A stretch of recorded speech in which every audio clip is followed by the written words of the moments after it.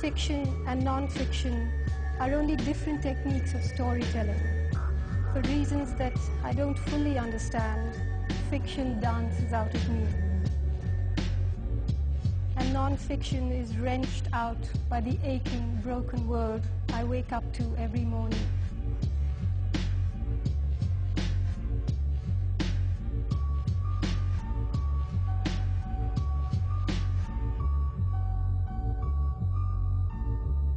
The theme of much of what I write, fiction as well as non-fiction, is the relationship between power and powerlessness, and the endless circular conflict they're engaged in.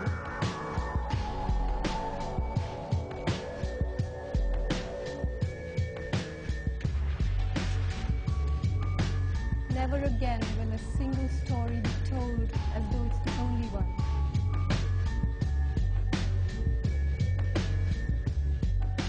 There can never be a single story.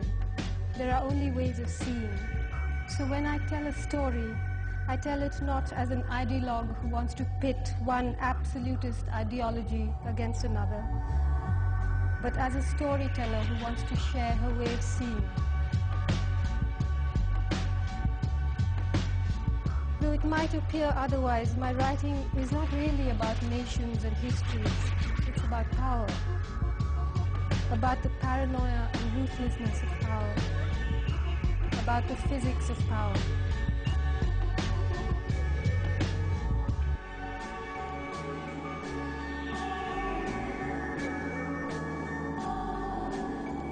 I believe that the accumulation of vast, unfettered power by a state or a country, a corporation or an institution, or even an individual, a spouse, a friend, a sibling, regardless of ideology, results in excesses such as the ones I will recount here.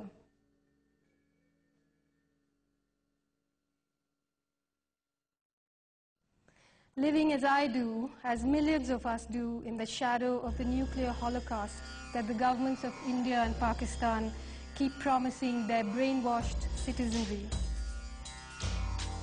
and in the global neighborhood of the war against terror, what President Bush rather biblically calls the task that never ends. I find myself thinking a great deal about the relationship between citizens and the state.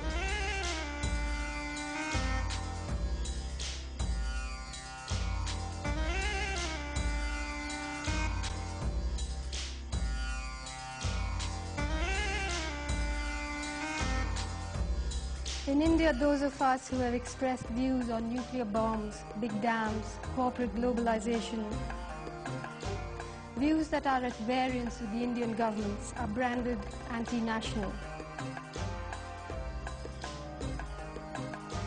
While this accusation doesn't fill me with indignation, it's not an accurate description of what I do or how I think.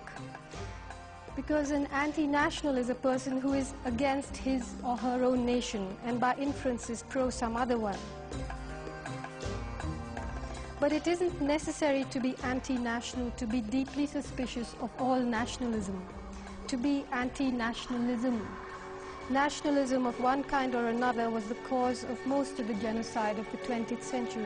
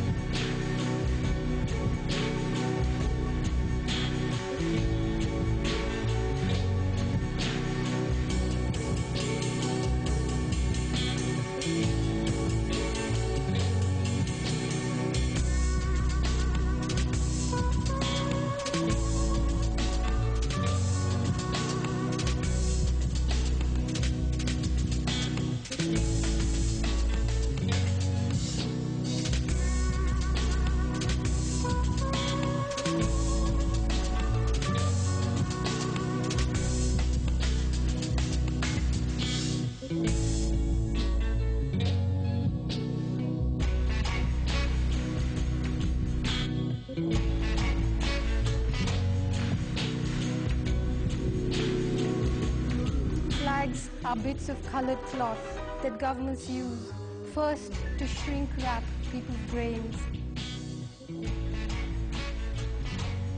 and then as ceremonial shrouds to bury the dead.